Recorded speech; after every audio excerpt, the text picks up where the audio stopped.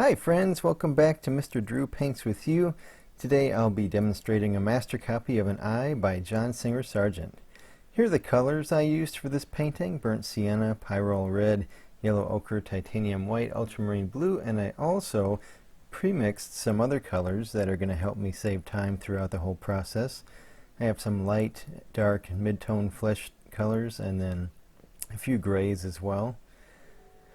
So the first step you want to do is draw out your shapes, and you want these to be accurate, but they don't have to be very detailed at this stage.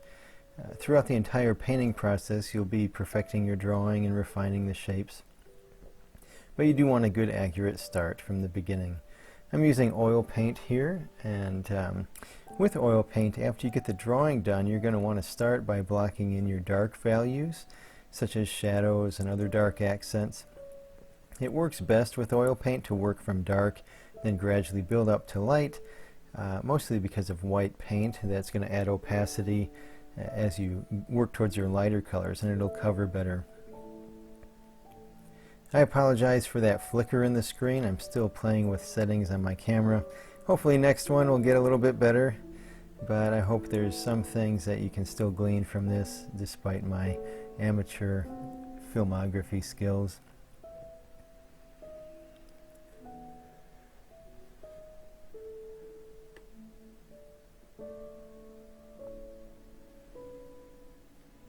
And now we're on to the mid-tone stage. So here it is easier to judge your values once you get your shadows in. You just make a little bit of a jump up to those next lighter values.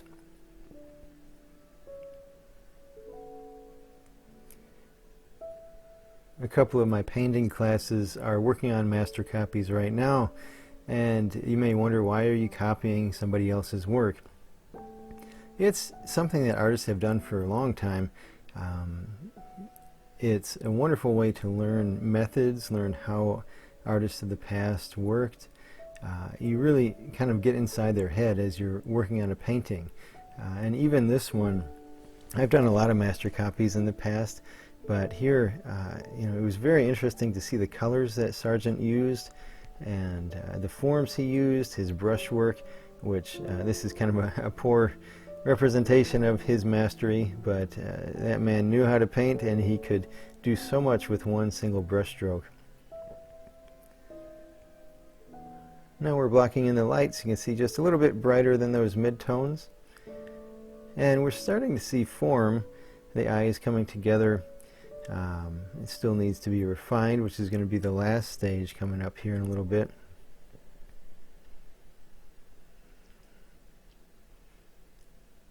And this is supposed to be the demonstration of an eye. You might be wondering, why are you painting all that other area around the face? Well, each feature is integrated with the features next to it, so the eye is not just made up of the eyeball, it's made up of the forehead, the eyebrows, the cheeks, the nose, everything that surrounds it. So you really need to develop all those surrounding areas in order for the eye to stand out correctly. Sargent used to talk about painting an eye where he would develop the whole eye socket with all those areas around it, and then once that was correct, he would just be able to plop the eye in there like a poached egg. His words, not mine.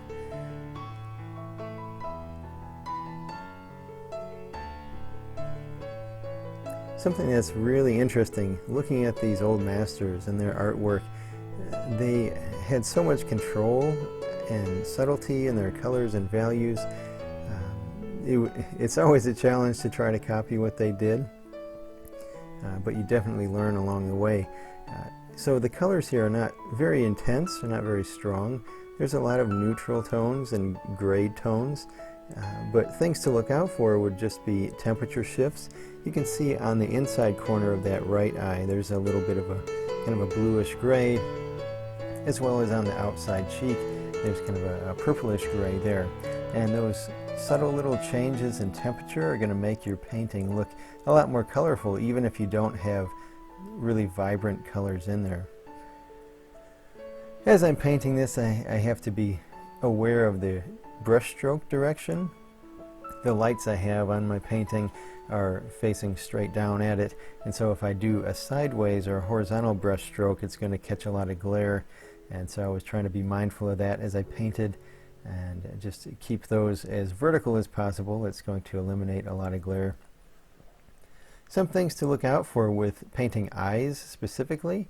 The whites of the eyes, it's not white, that's a misnomer. It's basically the same value as the skin tone around it, just a little bit colder. So the eyes there, a little bit more of a gray color than the skin on the cheek. And then the edges around the iris, the colored part of the eye, those are going to have a little bit of softness. They're not going to be razor sharp. If you make them super sharp, those edges are going to just pop out and it's not going to set inside of the eye and look natural. A big part of the refining process is looking for edges. You can see my sharpest edge is where the nose overlaps the eye socket, and then there are some other sharp edges, but most of the edges will have a little bit of softness so that that eye really becomes part of the face and doesn't stand out too much.